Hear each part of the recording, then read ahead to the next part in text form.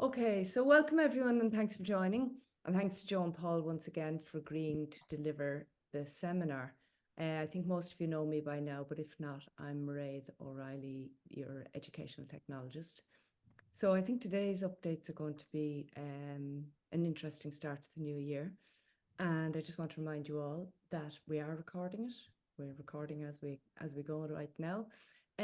So I'm just going to hand you over to Joe and Paul. Paul's going to start for us first today, and he'll hand over to Joe when he's ready. Okay, super. Thanks, Mairead. Thank you. So kind of grab bag of thoughts from me today. Just state of play, how I see it. And again, guys, I'm not claiming that I'm some super expert in AI. I've been sort of tinkering or playing or watching from the sidelines for the last year. And here's what I'm seeing. So ChatGPT dropped in December 2022. So we're just slightly over a year since it's kind of been in the mainstream. Like I say, for me, for years, I was watching, there's this great YouTube channel called 3 Minute Papers, Finnish researcher Carlo Joni Fahir. And every week he'd find some cool new paper in AI and he'd sort of show you what it can do. And that'd been going on for 5 or 6 years. So you'd be salivating, oh my God, modern machine learning is so insanely powerful, but it's always, research papers or, weird APIs or something. It was ChatGPT was really the moment when it dropped in such an easy format. Like just point your web browser at a web address and blow your mind with how powerful it is. So I would say, my opinion, I think it has lived up to the hype. Like ChatGPT is one of the quickest ever tech companies to get to 1 million users. Huge amount of hype. And I still think I'm still kind of a believer. I'm still impressed with it. I think it's really cool, really useful. So it has lived up to that. I would still say to everyone, it's not that expensive to get on the paid tier. It's still a bargain. The free tier is only a little taster. It's not the real thing. Get out the credit card. It is worth it. Or indeed, you can download the Microsoft Copilot app for Android or iPhone, and it actually now has GPT-4 built in and free, so you don't even need to get the credit card out. Back in, I think it was around August last year, there was the launch of the plugin store, where ChatGPT could interact with other services like Wolfram Alpha. I would say that hasn't been as transformative as it might have been. I would say maybe that aspect didn't live up to the hype. Joe might have a different opinion on that, but that's just my loose read. No, I'm with you. I'm with you on that, Paul. Yeah, I mean, I think it's because it's behind the paywall, isn't it? Because it's only those are only accessible to the people who are paying €20 to ChatGPT. So it hasn't taken off, and it hasn't been as as transformative as it might have been. Yeah. Yeah, exactly. And I think even with the paywall, that you'd see some sort of cool showcases. Someone would tweet out like, "Look at this amazing interaction," but I found it could be a little bit slow and a little bit clunky. And I mean, what I'd say is even now currently GPT has browsing built in. I tend to prefer getting a straight answer rather than an answer that has to be browsed for. So that's sort of a dynamic. I'm probably not on my own in that. A recent development is they have these custom GPTs, which I'll talk about a bit. It's probably a little bit early to know whether it's hype or real. But this is basically where people can kind of fine tune the fundamental model, the GPT-4 model. They can sort of fine tune it or refine it, give it custom instructions for a particular task.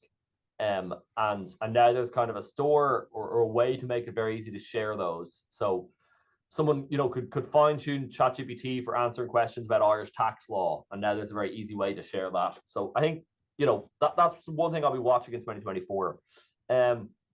So here's some of these public GPTs that are out there. So AI research assistants, Scholar AI, great stuff if you're an academic. Education over here, learn how to do stuff. So like I said, this is ChatGPT-4, so it has all that fundamental knowledge. It has knowledge of the world. It has ability to parse and generate text, but it's a kind of a final little sort of fine tuning to put it into a particular niche. And there's already like hundreds of thousands of these, but it's very easy and painless to kind of access them. So I just for the sake of it, I picked up Academic Assistant Pro, So, you know, when you open that up, like it gets its own name, its own little avatar. When you first interact with it, it suggests little questions. It tells you what it can do.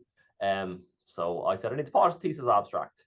And I grabbed something. This is just some random paper I wrote a few years ago. I copied it out of LaTeX. That's why you can see the bits of markup in here. Top tip, ChatGPT doesn't tend to mind about stuff like that. You know, it's smart enough to ignore it, if you know what I mean. So I dumped it in my abstract, and it comes back 3 polished versions, varying styles. So formal and technical, concise and clear, and engaging and simplified. So, you know, this was literally a 5-second interaction. And so if I needed a lay abstract, you know, sometimes you're applying for funding or something, they might ask for like a lay abstract of your research outputs. You know, this just does it. You know, someone's pre-trained this custom GPT to understand technical writing and understand how academia works. It has that background knowledge on top of ChatGPT, and it's a plug and play. So that's what custom GPTs are for. So big question will be, how much uptake will there be, and which ones are going to get popular?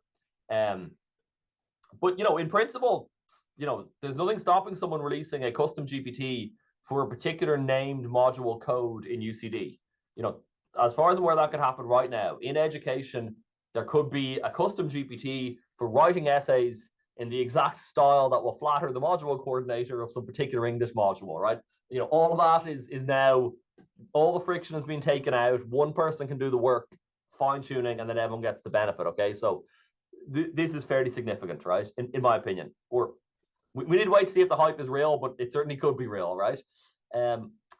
So there's custom GPTs. I saw this tweet and I really liked it, and again, I believe it. And again, just to put across to people how powerful this tech is, you're typing away in Google Docs or in Word, you know, you can do a paste special, paste this text but paraphrase it, paste this text but fit it to the surrounding context, fit the writing style, you know, fit it into what's around it. I have no idea if there's plans for this, but I love the tweet because it gets what the change is. It's now so easy and so quick to manipulate, transform, chop, change textual content, and that's going to infuse its way in all kinds of places. Okay, so and again, it's also another, from an education perspective, that should make it clear like how easy it is going to be to cheat, right? I don't think it's allowed to present on AI without showing this graph. This was from Financial Times, did a write-up of a paper. It's in a preprint. Some economists did it. I haven't vetted the paper, okay, so I'm not standing over this. I'm not an economist. But they were looking at these freelancing platforms. So the likes of Fiverr or Upwork. So these are platforms, you know, you go online, you say you have a job of work to do. Very often it'll be things like, you know, write me some marketing copy, you know, for something I'm selling, or, you know, make me some graphics, make me a video. And you put it out to freelancers. In the internet entrepreneurial community, these are used a lot, these freelancing services, as a force multiplier. But they looked at the amount of jobs being advertised and the earnings in those writing tasks before and after ChatGPT. And, you know, there's a notable effect, right? The trend line changes. So we're no longer talking about what AI might do to jobs. I think it's already there for people who are doing that kind of unglamorous text writing, search engine optimization, ads, spam, people who used to earn a living writing that. You know, we're watching that industry dissolve before us. The low end of graphic, you know, graphic art is also gone. It's probably even more gone. So I just want to say, we're not talking about a potential vision for the future. It is the present, okay? When I said ChatGPT has lived up to the hype, I mean, it's not a nice thing, but it is having a real measurable effect in the economy, right? So it isn't hype, it's real. Okay, just want to show a little video here. This is where we're at with image generation. Just a random YouTube video as well.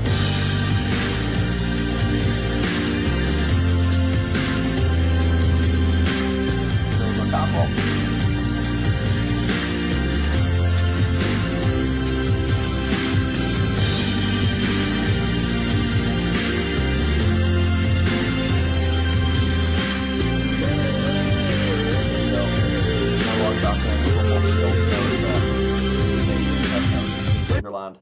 And so Adobe Creative Suites, they integrated this technology, they directly integrated it in, so Sorry, Paul, we instead of missed it what being you were something I saying. need to go to a different app, that idea, I can just with my normal tools select something and say populate something in.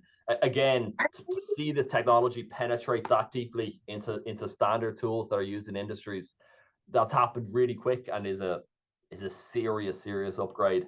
I think Joe is going to talk a bit more about this, but I only found out during the week that you can download Microsoft Copilot onto your phone, and if you do that, you'll get free access to GPT-4 and DALL-E 3.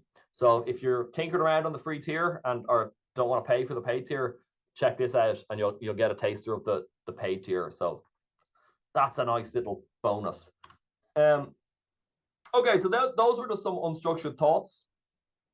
The other one, and this is maybe slightly less relevant for typical UCD modules, but I want to talk about it because it shows how crazy powerful AI is and has gotten.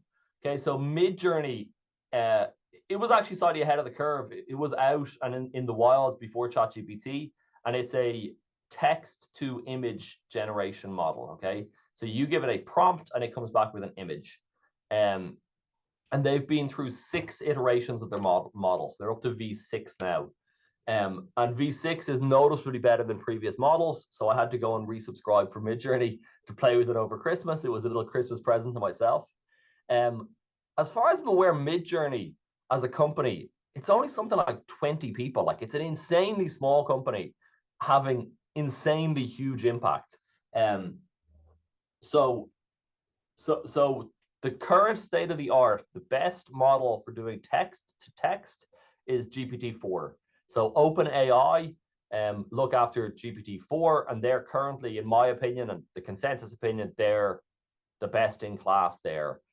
You may have seen back in, I think, November, there was a huge cloak and dagger confusion about what was happening in their board. The CEO was ousted and he came back and no one knows why. OpenAI is a big company with hundreds of employees and big partnerships with Microsoft. As far as I'm aware, Midjourney is a kind of freestanding, standalone, small company of like 20 people that has changed the world because they're best in class in text to image. Okay, so V6 is a big upgrade. Again, stupid little tweet. Any of those images, if you were on Tinder, I'm happily married for nearly 10 years, so I'm not on Tinder. But you would absolutely think those are real people. But you can prompt them up in Midjourney, no problem. So if you're catfishing or spamming or trying to ensnare people in honeypot scams, if you tell Midjourney V6, attractive young woman, shot on iPhone, no filter, get the aspect ratio, put these in, and you're getting back what to me look unbelievably real. And I want to emphasize, these people do not exist, right? This is completely fake, right? That's how good it's gotten. So February 2022, so a little bit ahead of when ChatGPT dropped, that was Midjourney. I don't know what the exact prompt is. This was just someone I found on Reddit who put the same prompt into all 6 different models, something like, woman reclining in bed.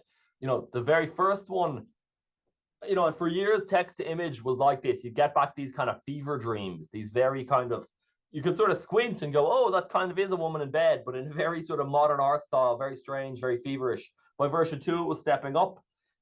Version 3, we're starting to get to humans. Version 4, really starting to look like humans. There's version 5 and now version 6.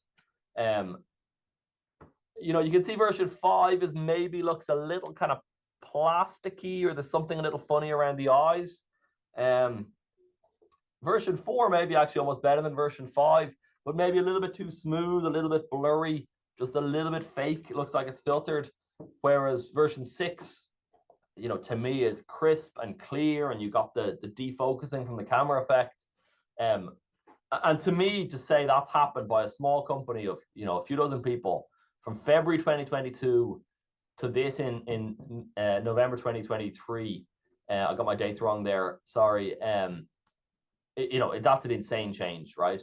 So I'm putting this up here because it's such a tangible example of the technology. At a glance, you can get it. When it comes to text, when it comes to computer programming, you have to kind of stop and think and look. this is just at a glance, 18 months of progress, 2 years of progress. I remember, around now was when all the artists were starting to get alarmed, and they were full of saying, oh, but the hands are wrong, the faces are wrong, they look melted. Those objections persisted just for a short amount of time. So, if that's the takeoff in image generation, just map that. How far can text go, right? How far can computer programming go, right? That same uptick, right? So that's where Midjourney is at. I should say, by the way, for anyone who wants to play with Midjourney, one of the kind of annoying things about it is you interact with it through a Discord bot. So I don't know if any of you are on Discord. Your students certainly are, right? It's got a lot of purchase among young people. Gamers like it. That was its original core. You jump on a Discord server to chat about Minecraft or something.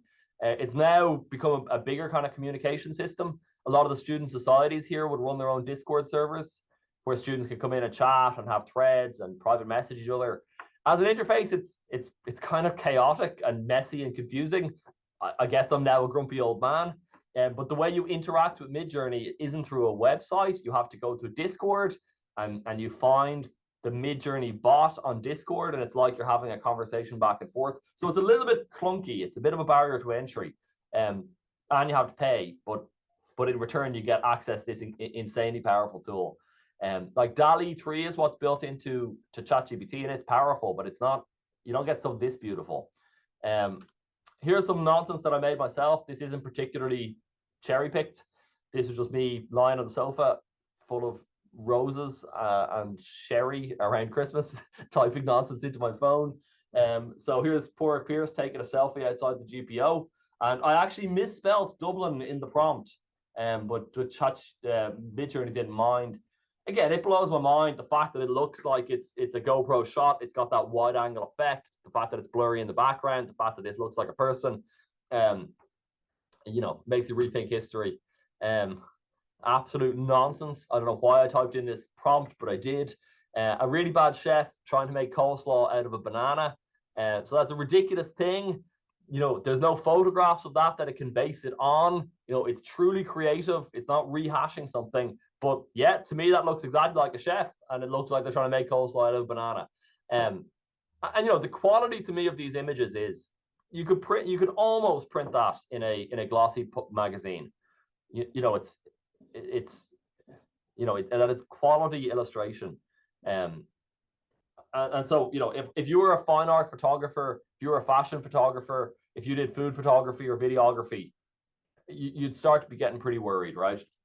So consider that whatever you teach. If the tech gets as good as this is for images for whatever you teach, then where do we end up? Some more stupid nonsense. It was Christmas, so we had Santa Claus and Charles Darwin doing bizarre interpretive dance in a modern art space.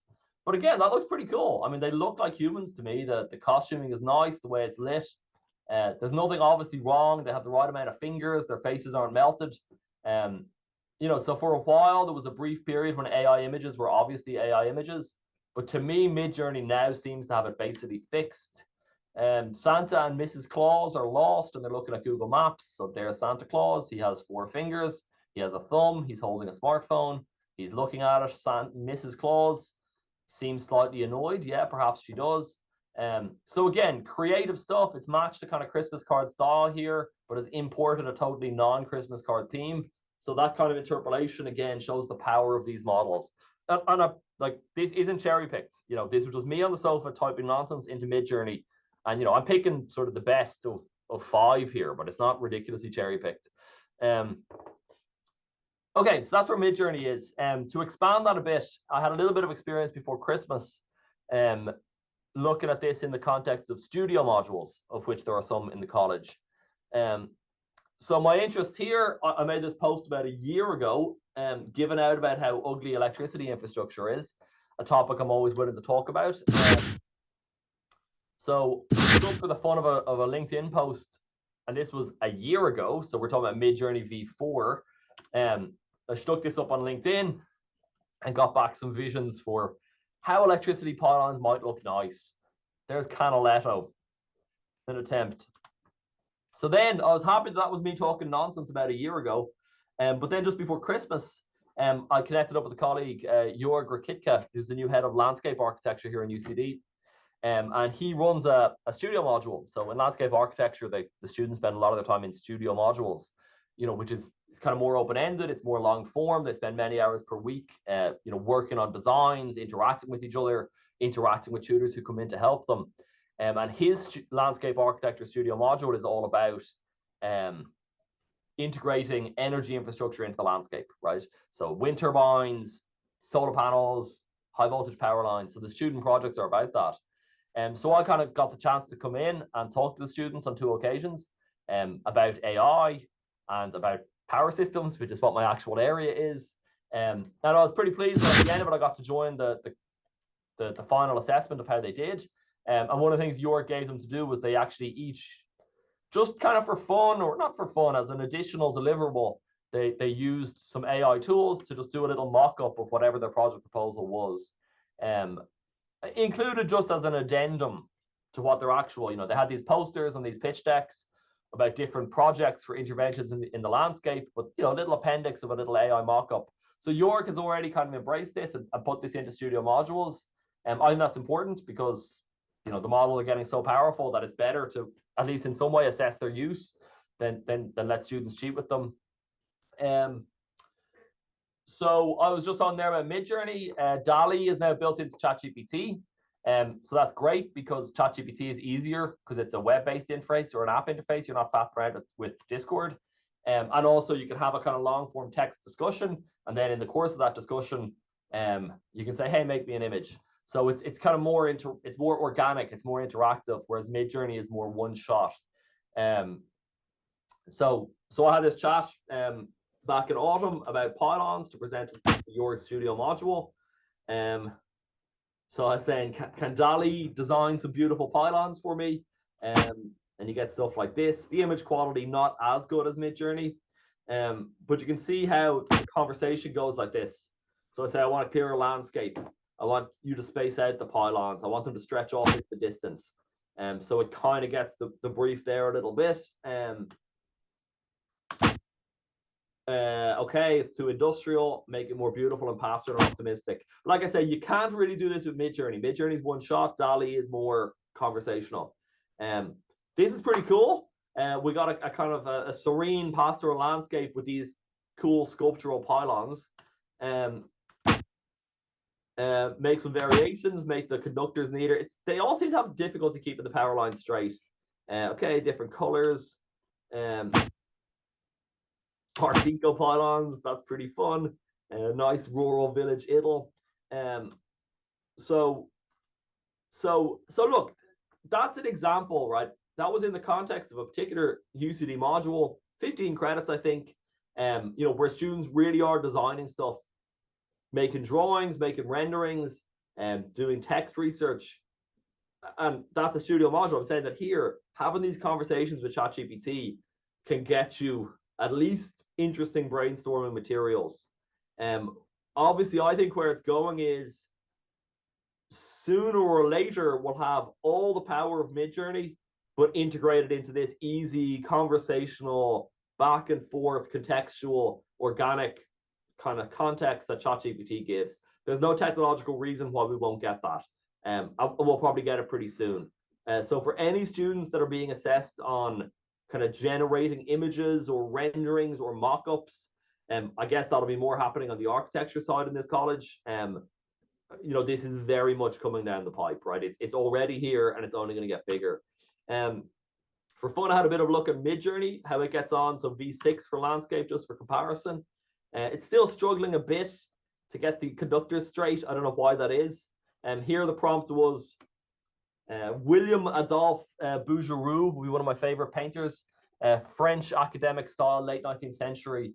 Very kind of luscious paintings of barefoot peasant shepherd girls, stuff like this, but just very, very rich, very, very beautiful. So I said, can you make an electricity pylon that's like that? Certainly, I think the landscape in here is gorgeous. Looks really nice. Another nice example, still not quite the straight conductors, but it's starting to look pretty arty. That one's a bit chaotic. But you know, Midjourney is getting better and better and better at these things. So this power is growing, right? Okay, and then just to wrap it up, a little bit of experience to share with HeyGen. I'm not on the paid tier of HeyGen because it's fairly expensive. It's something like €40 a month, and I can't really justify it because it's not fully relevant to my workflow. But I want to show you guys what it can do. Okay, you can make a video avatar of yourself. All you need to do, I did this yesterday, is you record a 2-minute video of like me here in front of this webcam. If I record myself for 2 minutes talking about anything, I can upload that 2-minute video to HeyGen, and what it can do is it can extract what my voice sounds like, and it can extract what my gestures are like. And once it has that kind of model of me, after that I can generate videos from text. I can type in text and I'll get back a video of me sitting here in my chair, virtually looking at that webcam, saying the text, and it will sound like my voice and my lips will move, but I won't have to actually record it. Okay. So that could be useful for education. You know, potentially, you know, if you're giving feedback to a class or giving custom feedback, you know, you can now copy paste out of something else. Theoretically, you could get ChatGPT to generate you some text, and then you could use HeyGen to synthesize that text, and it would look like you speaking. Probably not perfect for now. You know, it would look a little odd, but getting pretty close. What have we got here? It can also, this is its other party trick. You can upload a video in one language, and it will translate it to another language. So that's the party trick. Ciao, come vedi? Volevo inviare un video per congratularmi per il vostro matrimonio e per essere neosposi. Ancora una volta, tanti auguri a Kira per il suo nuovo lavoro. So, I do not speak Italian, okay, just to be clear.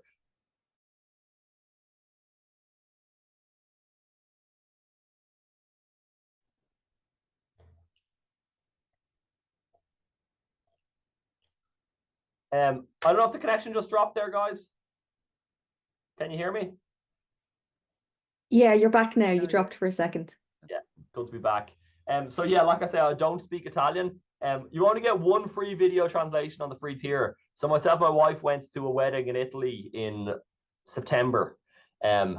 So I thought when I got home, I'd send a little congratulation video in the groom's native language.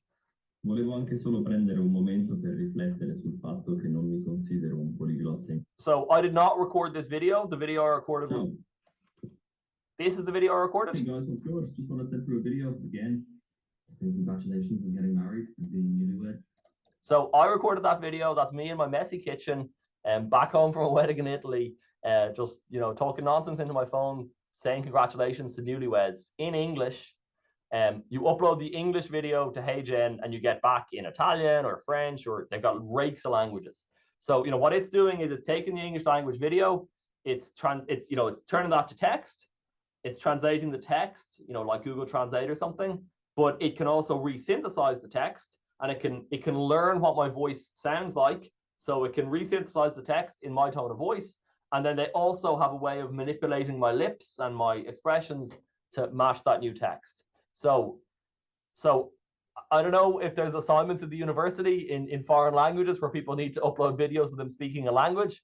But now a student could absolutely pretend to speak French when they do not, in fact, speak French. Like I say, a little bit pricey, but you know. Ciao, volevo inviare un video per congratularmi per il vostro matrimonio e per essere neosposi. Like, it looks a little weird, right? It's not perfect, and it sounds a little weird, and I don't speak Italian, so I don't know how good the translation is and the enunciation, but you know, it's pretty impressive tech. And so, like I say, if you pay for the paid tier of HeyGen, you know, they would generate you that kind of virtual model, and you can just feed it in text and get back video without having to open up your webcam. So yeah, that shows, like, so I generated this avatar of myself. You can type in text. The problem is when you go to submit, they say you've run out of credits and you need to pay, and I'm too stingy to pay. But you know, if I hit submit there and I paid, I never recorded these words, okay? But I would get back a video of me with the nice lighting and everything else.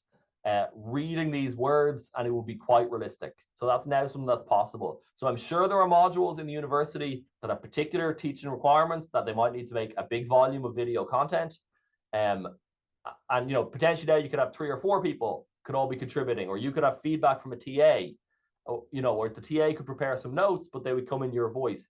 I'm not endorsing this or saying this is good or bad, but it's something that's possible. The technology is here, and I'm sure it has implications for how we deliver our modules, even if I can't say exactly what that is right now. So that's all I got for today, guys. All right. Fantastic. Shocking and fantastic. Fabulous. And are we sure that this is actually you talking, Paul? Yeah. This one is physically me. Yeah, no, I promise. I think it needs to be work done on the pitch of your voice.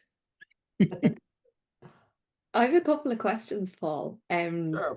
The Mid-Journey, given that it's kind of the state of the art in terms of the image stuff, can it deal with extreme aspect ratios? Like if you wanted to do a 2:1 aspect ratio, can it handle that? Because that's something DALL-E struggles with.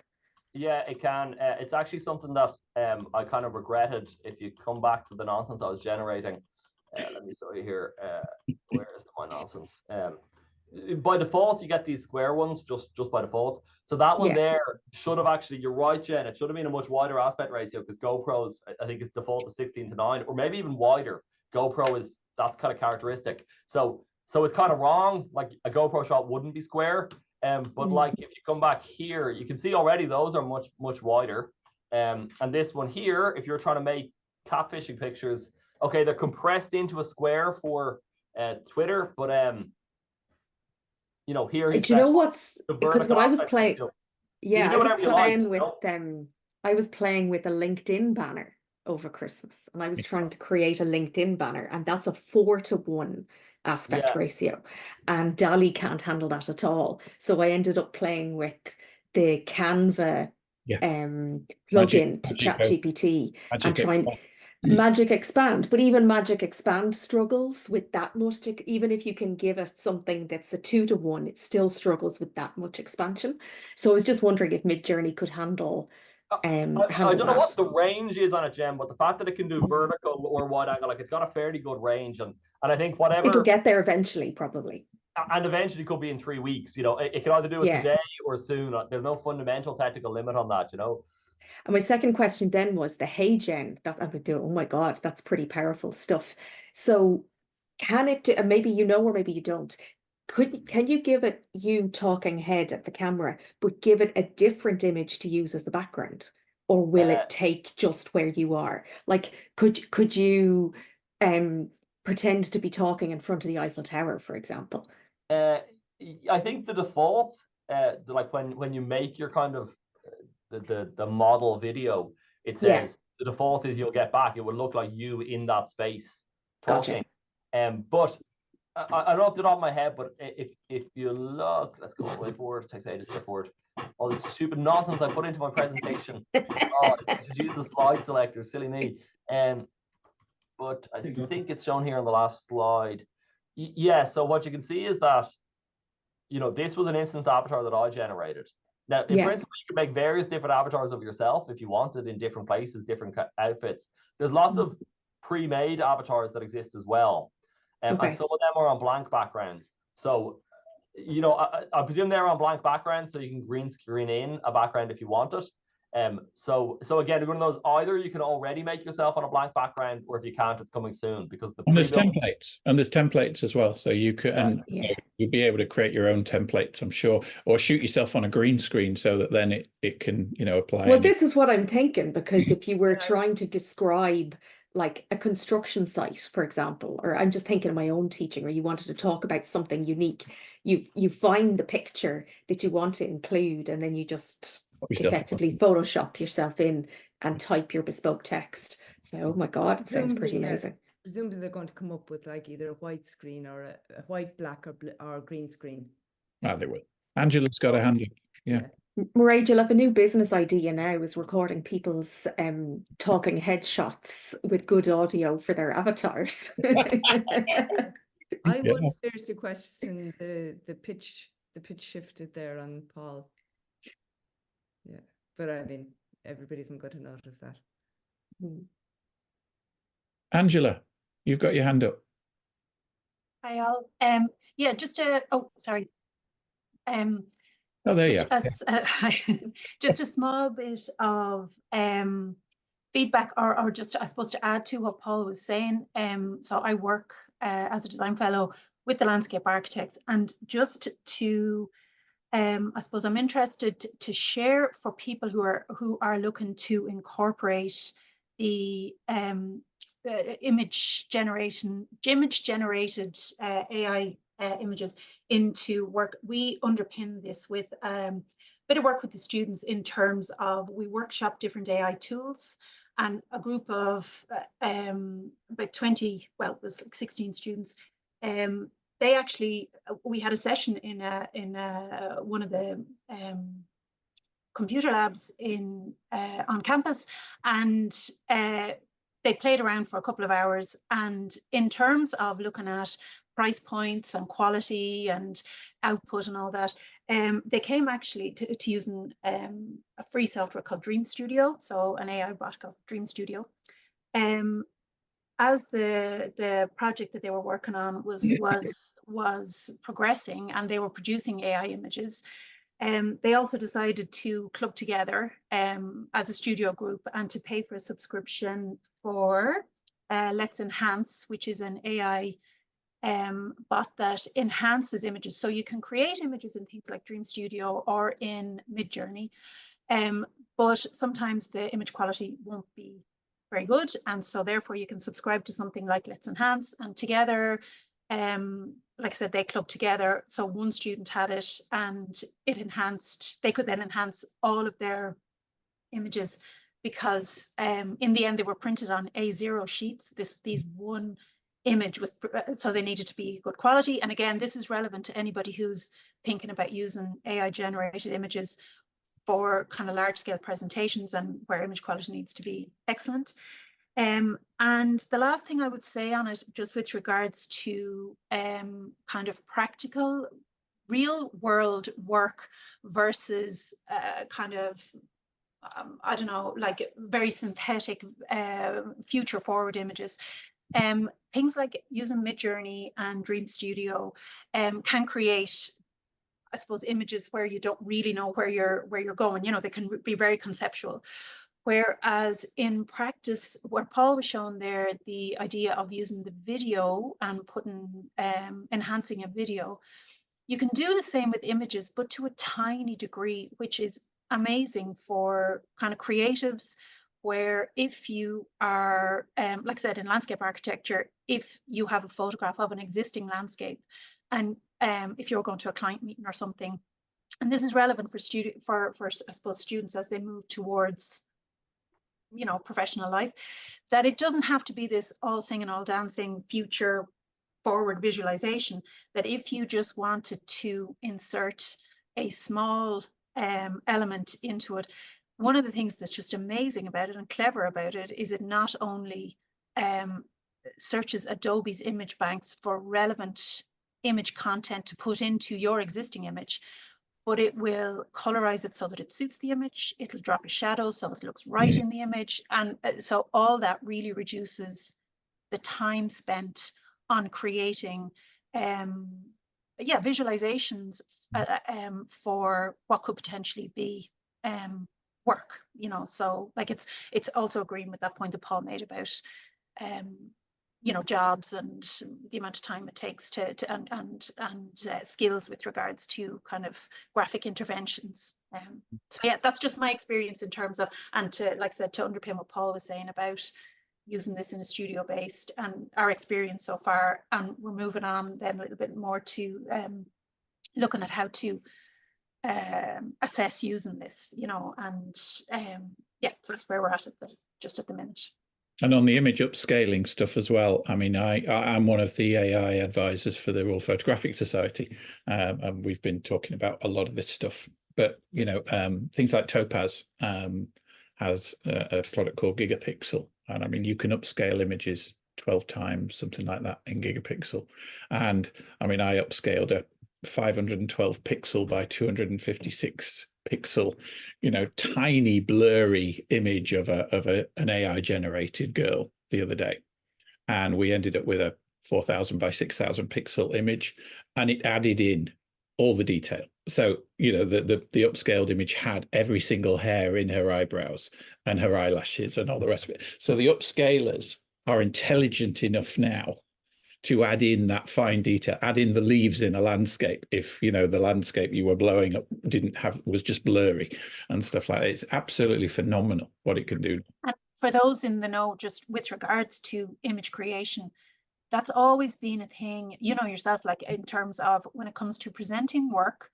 If people in the past had downloaded an image, and if it wasn't good quality, it couldn't be, you cannot put pixels back in. You couldn't put pixels back in. Whereas now, like I know it's a small revolution, but it is revolutionary in terms of this sphere of things. Those enhancers are, they are kind of game changing in certain ways. Because then, of course, if you've got a good quality image, then you can edit and enhance that with adding other elements to it, where if it's pixelated, you can't do anything with it, so of course it continues. 10 years ago, we watched kind of CSI and stuff like that, didn't we? And the tech guy was sitting at his computer, and can you zoom in on the number plate? Yeah, and there was that blurry number plate. Like, well, now we're there. I mean, you can zoom in on the number plate and go bing, and it's perfectly sharp. Yeah. Super. I'm going to close this door. There's a draft. I have one other question for Paul, and this is just echoing Joe's newsletter from earlier in the week when he talked about the AI tools. Somebody read it. Yes, I did, and I laughed because I reckoned I must have been one of the 3 people that asked you the question. Joe talked about the paid tiers that he subscribed to, so where he prioritizes going for the paid tier. And I think you mentioned ChatGPT 4 and perhaps Perplexity you were thinking about, but maybe not. And you've got rid of your Gamma one and so on. Yeah. And I suppose, Paul, you mentioned it a little bit. Which ones do you find in your workflow are value for money, or what have you chosen to go for? Yeah, so in my workflow, it's 80% ChatGPT, and again, it's if my work was more graphical, yeah, absolutely. Upscalers, Adobe Creative Suite, all that stuff, would pay for itself. Like, unfortunately, I don't get to do that lovely creative stuff. So ChatGPT is so worth it. And then I'm on the free tier of Perplexity. That, by the way, it's like a search engine. It's a large language model, but very much geared towards sort of search. It's to kind of answer questions quickly. And it's very good at that. So I have Perplexity on the home screen of my phone, and because I think normal search engines like your Googles or your DuckDuckGos or Bing, and they've all gotten noticeably worse in the last 5 or 6 years. I think it's really hard to kind of wade through the SEO content. So for me, it's Perplexity and ChatGPT for work or for real life, and Midjourney for some fun. That's where I'm spending money at the moment. Yeah. It's useful to know, because when you hear what other people have kind of sanity tested and checked, and I got a lovely comment on that LinkedIn newsletter in the post, that it goes on from Alan Higgins. Oh yeah. And he said, "Thanks for doing my homework for me, Joe." Which I thought was lovely. Exactly. But it's also really helpful when you hear people say, "Oh, well, I tried something, I paid for it for 2 or 3 months and actually found it wasn't giving me what I need. I cancelled," because it's all very valuable. And that's brilliant. That's a brilliant segue, Jen, because that kind of usually links Paul's segment to mine, because what I want to show you today is Copilot has been around as a free download for a little while. It was originally called Bing, and now they've rebranded it to Copilot. And as Paul said, you can now download that and use it on your phone for free, and it gives you access to ChatGPT 4 without having to pay the €20 a month. And I kind of discussed that in the newsletter. But 2 days ago, they also made Microsoft Copilot available as an AI integrated into Microsoft Office for everybody. So up till now, it's been piloting with kind of the enterprise versions of Microsoft Office. So some of the bigger companies had this. But if you were a personal user or you were a family user of Microsoft 365, Word, PowerPoint, OneNote, Outlook, Excel, then you couldn't use the AI in those tools, but you can now. So as of, I think it's Monday, it's €19 a month, and it's a single user license. So if you're on a family plan like I am, we all have access to Word and Excel and PowerPoint, and we can install them on all the laptops. But the €19 a month gives one user access to the AI in Office. Okay, so I'm going to show you that because I think Microsoft are going to clean up. I think it's what a lot of people have been waiting for. These are the tools that we use, day to day, week to week. Are students going to have access to this like they have to Bard? Well, it's funny. I've written to the dean. I've written to the dean at Smurfit, and I've said we're supposed to be a world-class business school offering a premium service. We should be providing this now to the students. Because I actually tried to get Copilot on my university version as recent as yesterday, and I couldn't get it. So I've actually submitted a ticket to IT services. Yeah, but how many staff are there in the university? But we should be able to, because how many it's an students? enterprise. It's an We should. enterprise. Yeah, we definitely. So I have a ticket in with IT services about it. If we're a world-class university, we should be embracing this technology. Absolutely. I think I tried this as well, and I couldn't get anywhere with my UCD email. But when I did it with my personal Gmail, I had no problem. Got straight in. Yeah. So I'm paying the 19 a month because I've just paid it personally because I'm doing a lot of AI talks and stuff as well. So it's kind of a generator for me anyway. But let me share the screen then. And as is my wont, I've put a little Notion page together. I've just put in the chat the link to the Notion page. So this is all the links for all the stuff. So I've updated all my AI links here. So you can see that the new link for Copilot is there at the top, and then the other ones are here. Okay, but if you scroll down to where AI is going in 2024, this is kind of what I want to talk to you about is this. Okay, so there's a link here to the Copilot page. Okay, so this will kind of tell you all about it. Okay, but if I flick over into say Word. Okay, so this is just a little case study that I wrote for a corporate training that I was delivering earlier on in the week. Okay, and once you've signed up and you've kind of refreshed Word so that it knows that you've kind of paying your 19 a month, you get this new button. Are you all seeing this? Okay. Yeah, so you get that new button there on the ribbon that wasn't there before, called Copilot, and whenever you put your cursor into the document, you can see you've also got the little Copilot thing sitting next to the cursor.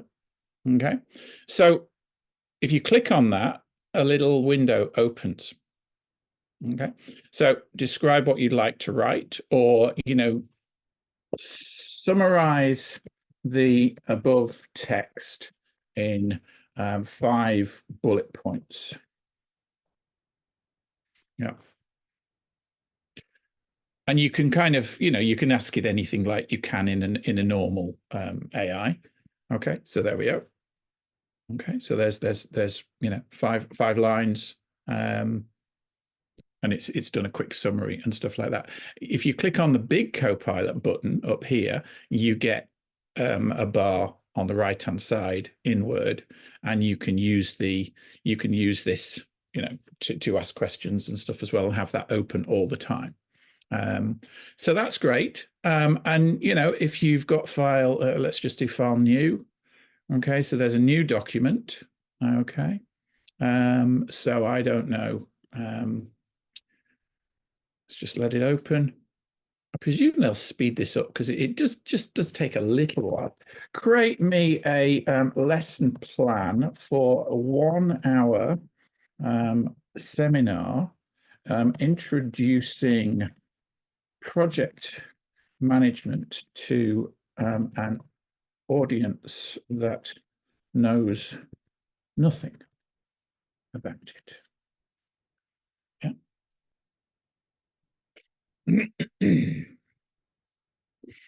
So let's see what this will give us. Yeah. Now remember, you're actually operating within Word here. Okay. So this stuff is now kind of thinking about it. I think this is a little odd that when you put stuff in here, it responds in here. But you can copy to clipboard and come over here and paste it. And now you've got your lesson plan straight into Word. Yeah. But you could also ask the same thing in the Word document. So if I kind of highlight that text rather than doing it in the left-hand side, and I put it in here, and if you put it into this window, then it'll respond and add text in your document wherever you are with your cursor. Okay. So it's actually, I mean, you know, if you don't have this, you can certainly go off to your browser window to ChatGPT or to, you know, Copilot or any of the other LLMs, and you can do your stuff in ChatGPT, copy everything, and then paste it into Word. But I think just having the ease of having this in the document that you're working in already is going to be something that a lot of people like. Now, whether that €19 a month will be a price point that makes people. Are you going? Okay, all right. My daughter's just being picked up for a play date, so so she's that hence the slight bit of noise in the background. Okay. So, now this one's taking a little bit of time. It's not perfect yet, but it's only been out 3 days.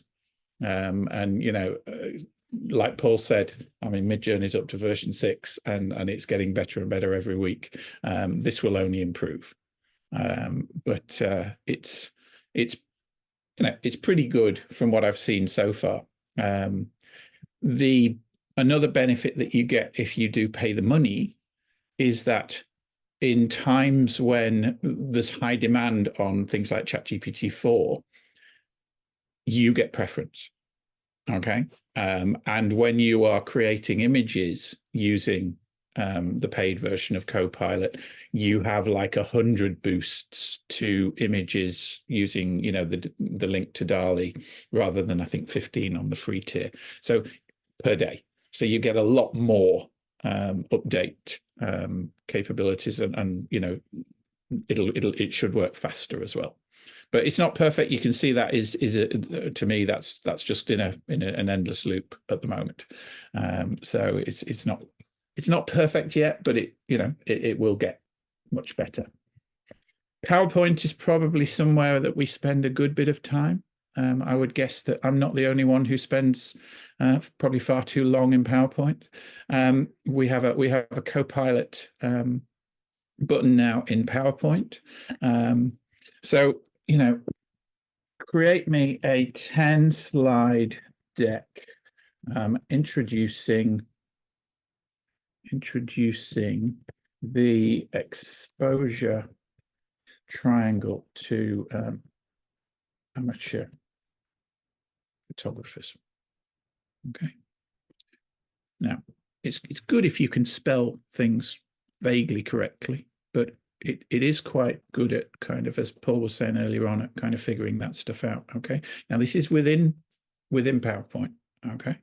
So let's see what it'll give us.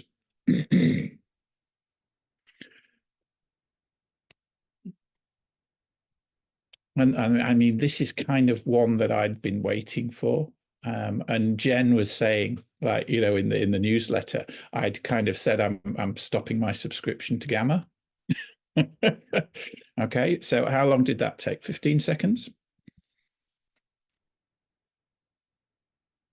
Okay.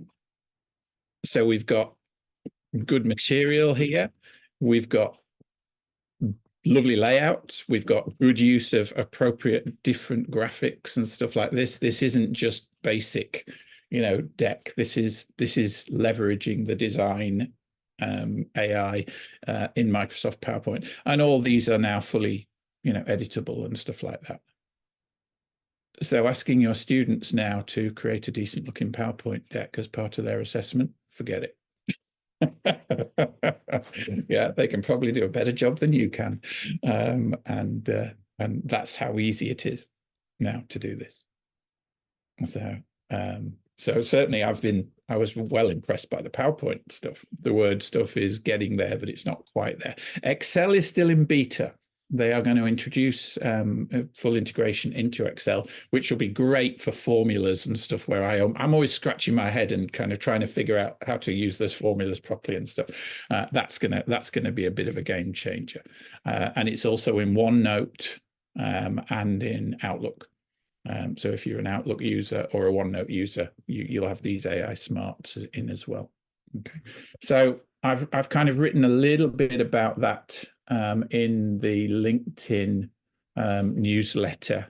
There we are. So so this is the one that Jen was talking about, and I've put a link in the chat to this one.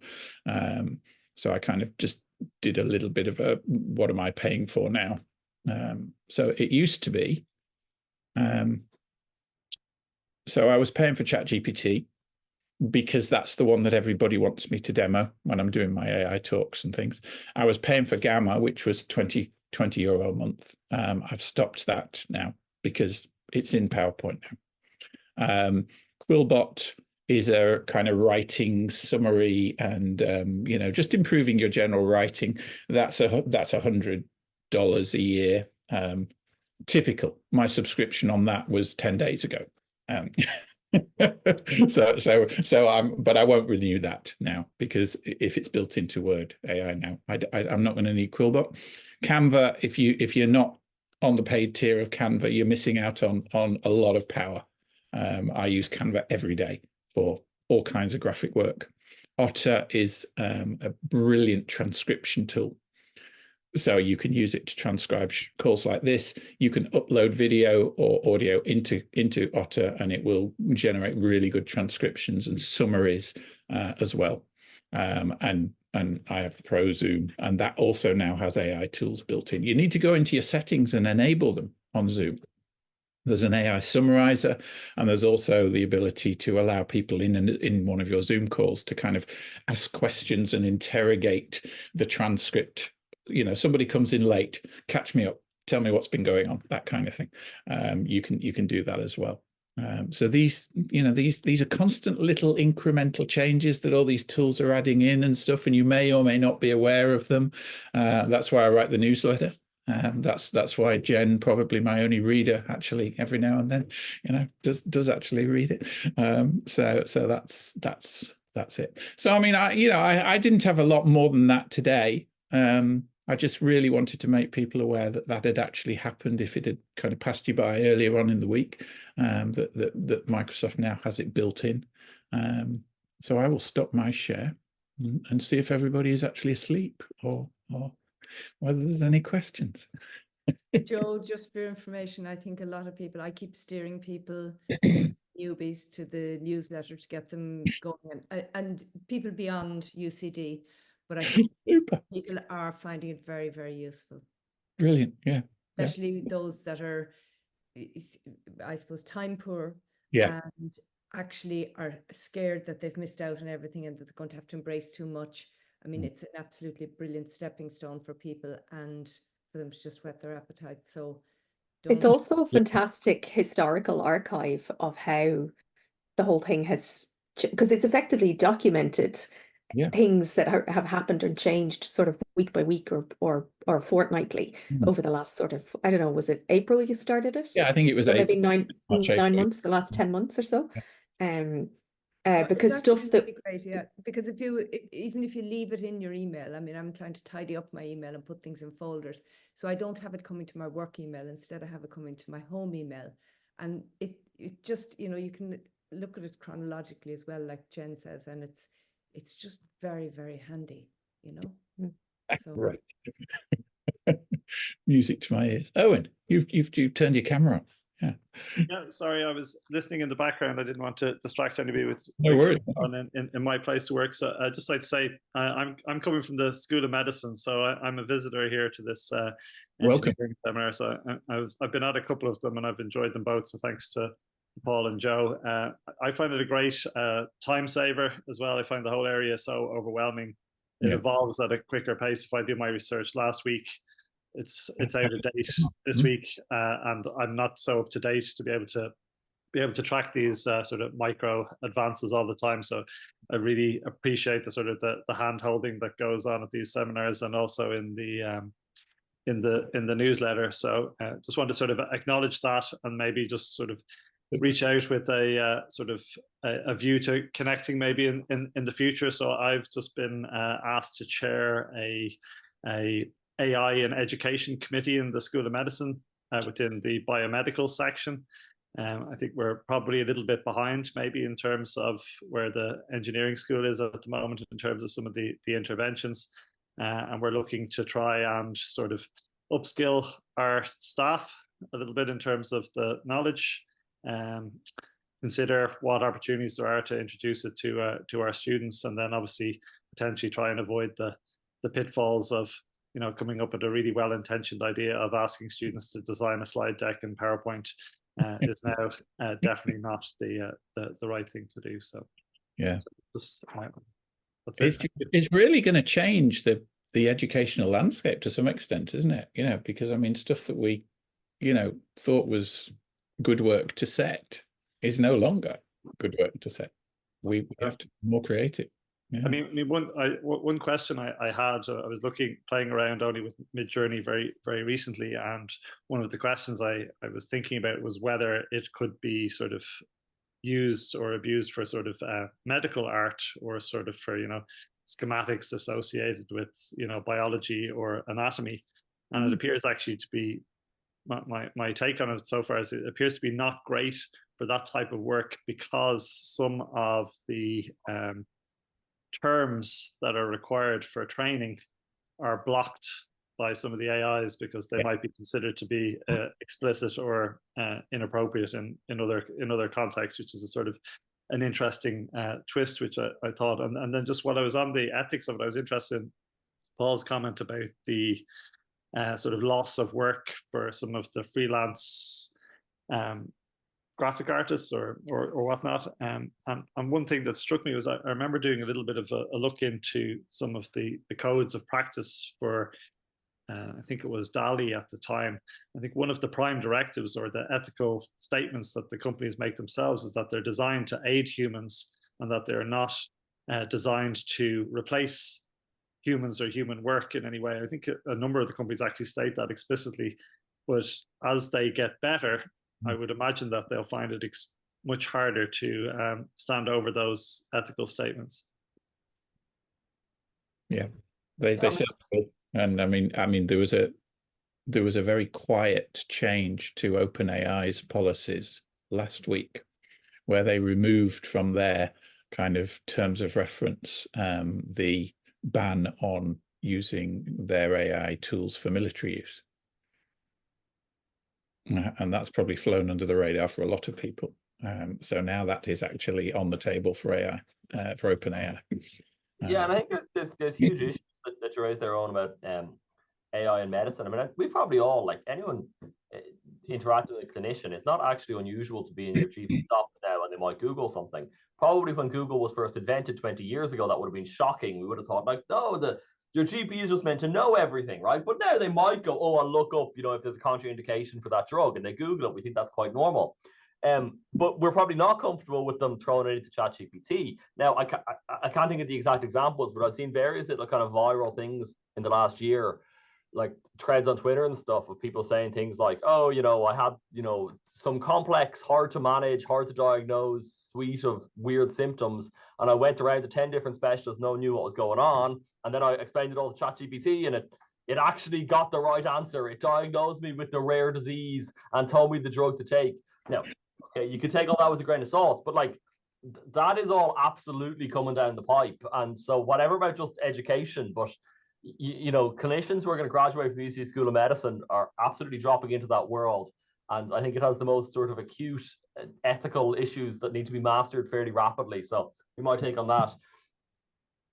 Yeah, that has potential to be a game changer in ways which are difficult to fully grasp at the moment, for sure. Mm. And the pattern recognition, I mean, radiology is already changing, isn't it? Because all the radiology is done now digitally and stuff. And if you can train an AI to detect, you know, a cancer or a lesion or something on an X-ray from, you know, a million old X-rays, rather than, you know, the 100 or 200,000 or whatever that a consultant will have seen in their lifetime or something, you're going to get a better data set feeding in, and they're going to get better and better at doing that. So yeah, it is going to change the game. Yeah. Angela's got her hand up again. That's actually excellent timing there, because I had a quick question. I don't expect everybody to have anybody to have an instant answer to this one, but I am interested in looking at data analysis kind of with regards maybe to, say, mapping data. Yep. And looking for things like using AI to possibly look for patterns or anomalies, or has anybody had any exposure around data sets, databases, and what bot you might use to trawl through? ChatGPT Would that has a data analytics kind of module that you can turn on. So it has a what module, sorry, Joe? It has a specific data analytics module that you can put on in the settings. You need to follow Ethan Mollick at Wharton. He's a regular kind of writer on AI. He's a professor at Wharton School in the US, and he's posted quite a lot on using ChatGPT for data analytics. So if you kind of look him up, he's mentioned very often in my newsletters. So there's a link there to him as well. But I would follow the links through from his posts, and that's going to give you a lot of stuff on data analytics. Brilliant, thanks, Joe. Angela, I haven't seen anything specifically on that, you know, sort of geographical data or GIS with AI integrations. I would say, like what Joe just presented there of showing getting deep integration of very smart AI into Microsoft Office tools, you know, which are kind of bog standard, everyone uses them. I predict in this year you'll probably start to see integration of AI into the likes of Google Maps. You know, those are also really workhorse apps that everyone uses every day. So far, I haven't seen anything about it, but you'd have to imagine it's coming somehow or another. That you can zoom Google Maps to a particular city and start asking, you know, contextual questions about what's going on. So yeah, I think, Angela, you're maybe just slightly ahead of the curve, but I'd be amazed if we reconvened in a year and there hadn't been developments in this front. Mm. David. Hi, everyone. Thanks very much for an astonishing insight from the people who are streets and streets ahead of my level in this thing. I mean, in case anyone doesn't know, I mean, I did formally retire from the system a year and a half ago, but that hasn't stopped me from finding myself in classrooms and offering assignments to students that might be relevant here. Just last term, you know, some students in a mechanical engineering module in thermodynamics, one of the assignments for the module was to write an essay on a topic of, you know, well, we gave them a list of 8 different topics. I mean, one of the ones that I offered was, you know, can we just stop oil? You know, a rather broad sort of topic. And we basically wondered what to do about the AI thing. And we ended up writing with a few colleagues, writing the instructions for this assignment is use ChatGPT, use anything, just see what it's like and see what it tells you and describe your experiences afterwards. I mean, one of the points I found myself making to the class as I was introducing this thing is that if you cannot do better than this AI, why would anyone pay you a salary? But it raises back the question as to what education, you know, what do we have to achieve in education to allow people to make efficient use of this tool and still somehow stay ahead of it. It's like, for those of us who grew up, I mean, like I grew up from the calculator to the PC to the, whatever it is, and I was part of the journey and I kind of appreciated what it did.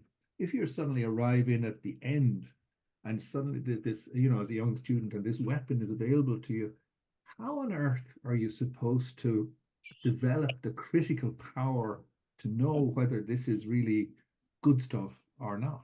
But it's not the end, is it? I mean, that's one of the other things, David. I mean, this is just another calculator.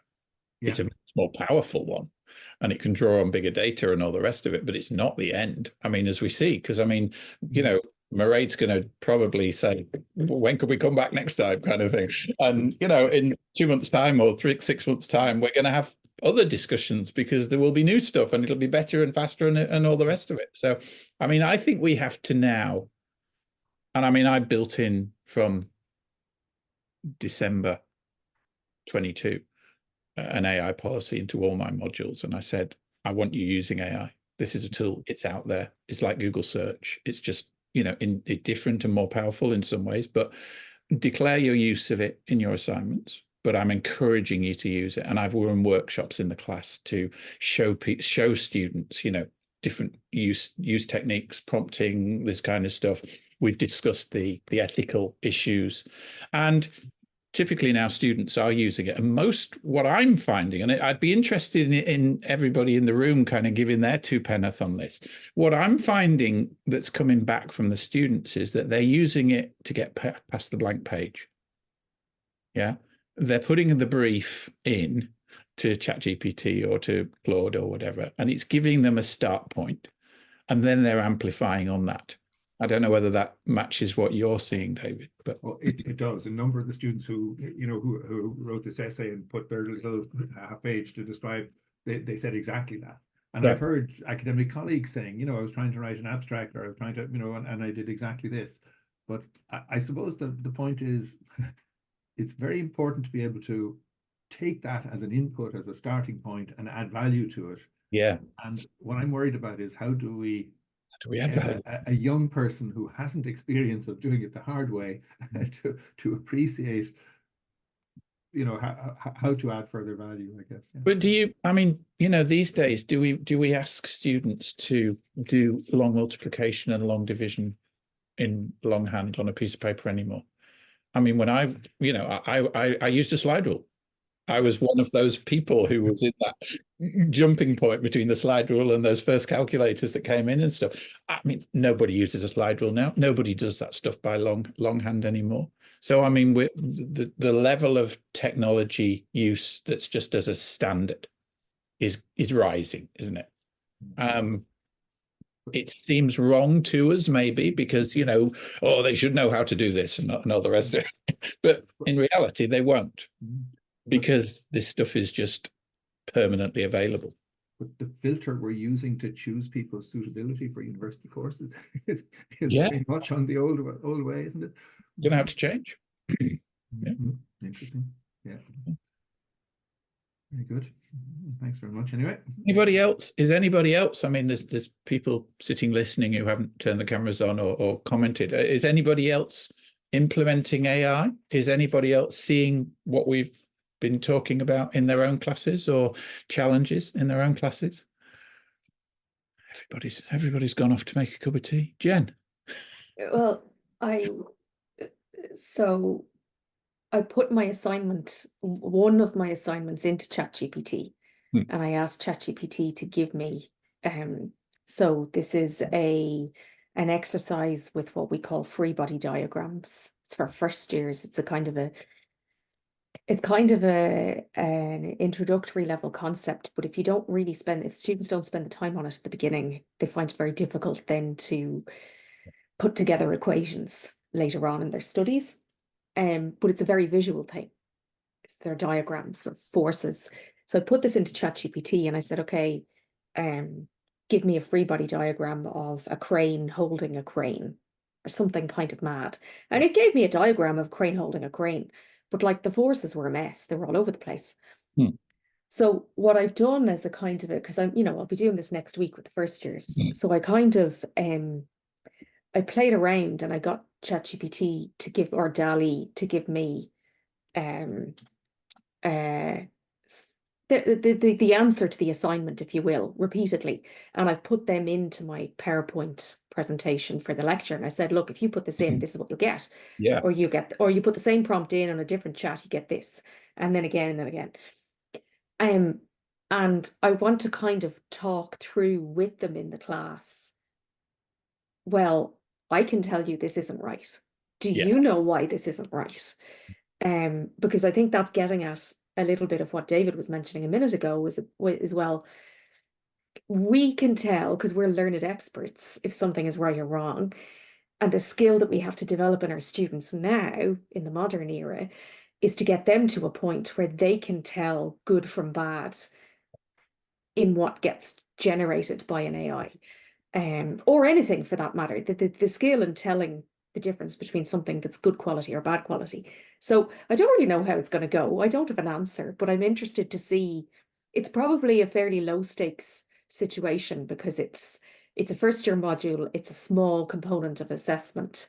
I'm going to see what happens, what they come up with, try and make it a sort of a students as partners conversation. And maybe I can update you all at the next one of these. The domain knowledge. I mean, your point about kind of the domain knowledge allowing us to filter and kind of assess, I suppose, what's returned by the chatbots at the moment.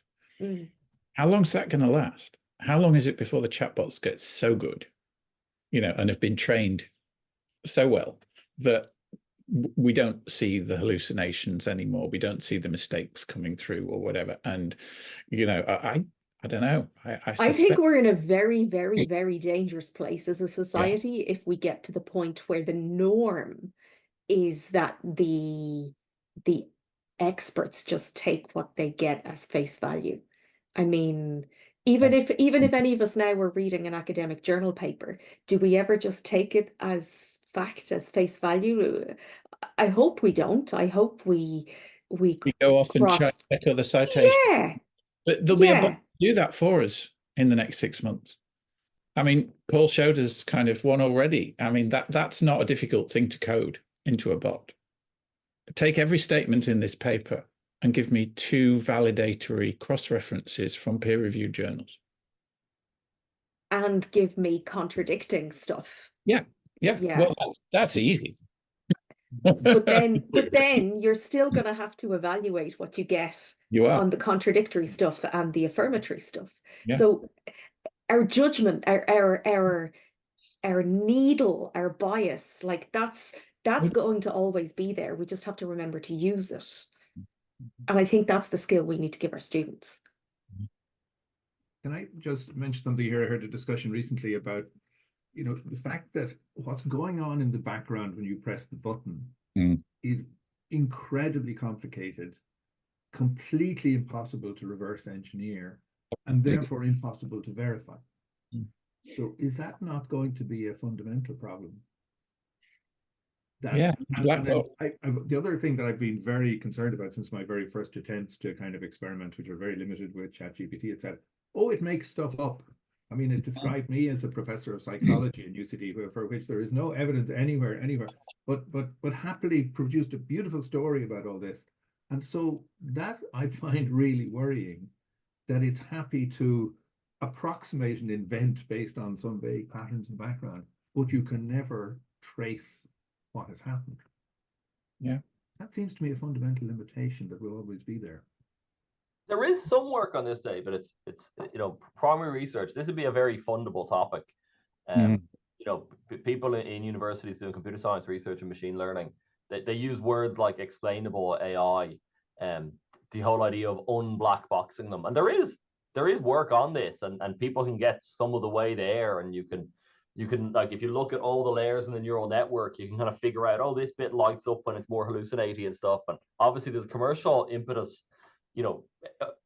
OpenAI would love to release a model that's less hallucinating. So, there is some stuff in that direction. Like, if you like what's being commercialized, we've got the commercial models early, right? That we've got a really powerful black box, and we can't really explain what's happening inside it that well. But it's not to say that in 5 or 10 years we haven't gotten much better at unblackboxing it. But I'm not claiming to be on top of that research. I just know that it exists. Another issue is, and this is going to be an issue of the next year to 2 years particularly, is that the more stories that are generated about you being a professor of psychology, David, yeah, those are then out there as part of the data set, aren't they? You know, and kind of like, if it's out there, people see it and start to believe it. And you know, you're retired, you're off the radar, if you like. They can't actually necessarily contact you and whatever, so they're just going to assume, sure, yeah, David was a professor and stuff. And I mean, the word neuroscience was mentioned. I barely know what it means, but apparently I'm an expert in it. Indeed. Scary. Did you have your hand up? Yeah, so I was just basically going to share one classroom experience based on Joe's invitation a minute ago. So I was involved in a professional certificate in innovation and creativity during the summers. That's where I first came in contact with Joe and some of the material that he's doing. And as part of this, we did a project called AI Engage. And this was a project that involved, ultimately had 3 members involved. So there was myself in the School of Medicine, researcher in engineering, Ekin Ozer, and a researcher in University of Limerick in the School of Education. And our sort of vision was to see whether we felt a little bit disempowered by everything going on, and maybe not losing control of the classroom, and maybe taking back a bit of control, and sort of a little bit like sort of Joe's idea, which is, you know, these are tools that are potentially useful to our students. Maybe if we give them a little bit of grounding in those tools and a little bit of chat around them, we can control how they use them, and maybe it won't, you know, go down a dark avenue of, you know, gratuitous plagiarism, and rather they sort of learn how to use a force for good.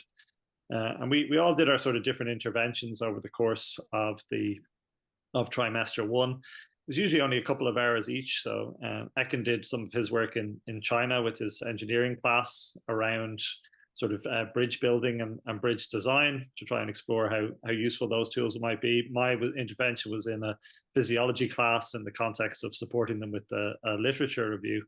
And then our other colleague, Keelan, worked in teacher training and education, with a view to sort of trying to support ideation in the classroom. And at the end of it, we used a common survey whereby the terms could be sort of amalgamatable across these 3 different domains. And I haven't got time to tell you everything, but there was 1 or 2 key interesting things. So one was, in my physiology class, they appeared to be very inexperienced with AI. So they declared that they had little or no exposure. And this was a couple of months ago. Presumably that's going to change. And that seemed to correlate with a moral compass about AI. So the students that had used it least seemed to be most ethically concerned about whether it was okay to use it or not. And then as they it seemed from the data, as they got more accustomed to using the tools, the students who had used it more, that was less of an issue for them. So I just thought that was kind of interesting in terms of student use is going to go up. Yep. So ergo, maybe ethical concerns about how to use it may plateau or go down in parallel. Another thing was that in terms of what the students got most engagement with, having had these interventions, seemed to be most with the subject. We thought it might affect interactions with their teachers and their students, and it did it to a certain extent, but they seem most engaged with their subject after having had these interventions. So maybe it's a useful thing to bring in terms of, you know, promoting, you know, engagement with engineering topics. And then of the things that was supporting their learning, so the numbers were generally positive in terms of the tools supporting learning, with highest numbers being for efficiency, so learning efficiency. So maybe this sort of blank page, or getting started, or trying to get to, you know, the midsection of a project quicker, and then hopefully add that value at the end. But there was actually quite a few students who reported that it did help some of what we would deem to be higher order learning, sort of, you know, critical thinking, and analysis. So this wasn't tested per se, but that's what they sort of self-reported. So just thought I'd share some of those kind of relatively recent experiences that we're hoping to try and disseminate over the next while. Yeah, and I finished my grading for last semester last week, and another thing that was self-reported from, you know, the essays and the reflections particularly, was that, you know, we've got a lot of non-Irish students, and almost all the students that have English as a second language reported using the AI to help them paraphrase. And, you know, so they ran their final text through an AI to make the English better. And that's seems to be coming through quite, you know, considerably, that the language barrier, if you like, AI is being used as a positive in that way, which, you know, I said, this is fine.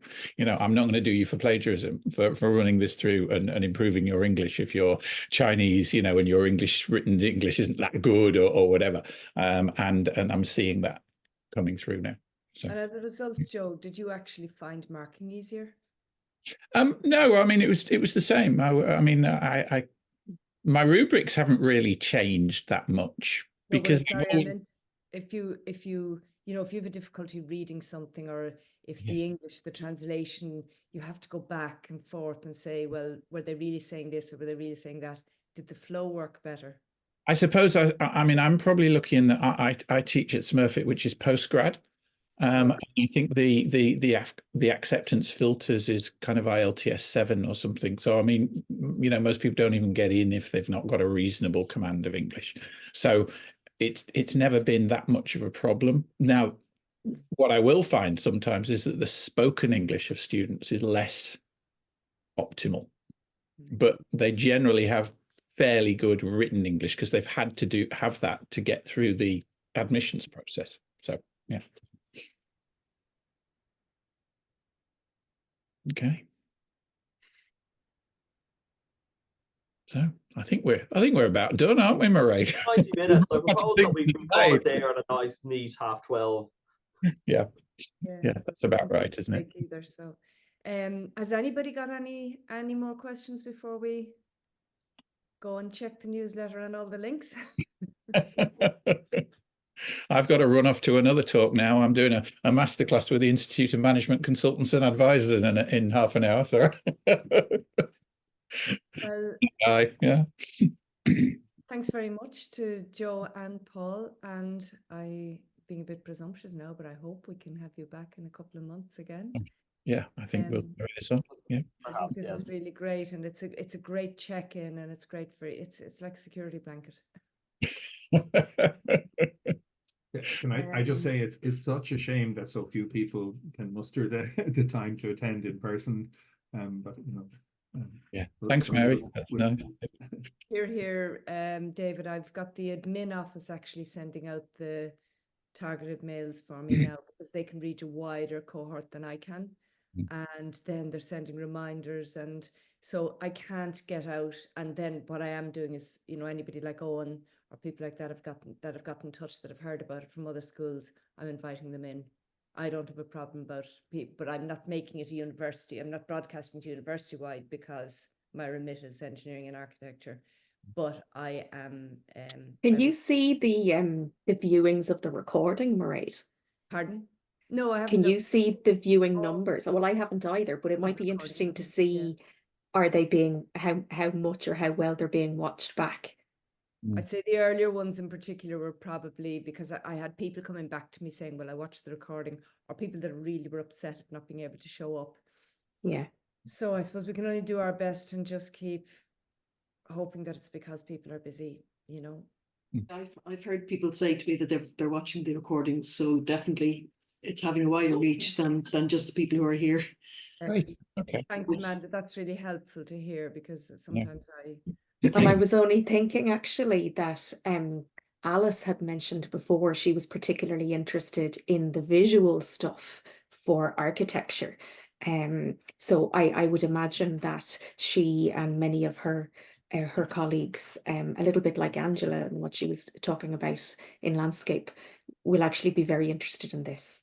So I mean, if you're in the audience or you're in the audience watching the recording, and there's something you would like us to cover, either Paul or myself, or to kind of touch on a subject or whatever, because I mean, really, we're just pulling what we're doing together and kind of throwing it in the mix, if you like. But if you like us to look at something for one of these seminars, just get in touch. You can access all of us through the UCD kind of emails or via Mairead or whatever. So yeah.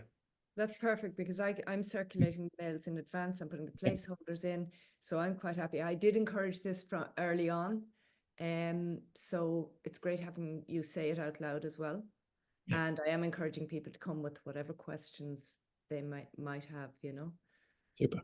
So that's excellent. Thank you so much. Okay, so we'll leave it there. So see you next time. Thanks for having me. See you, everyone. Thanks, everybody. Bye-bye. Thanks everyone. Bye.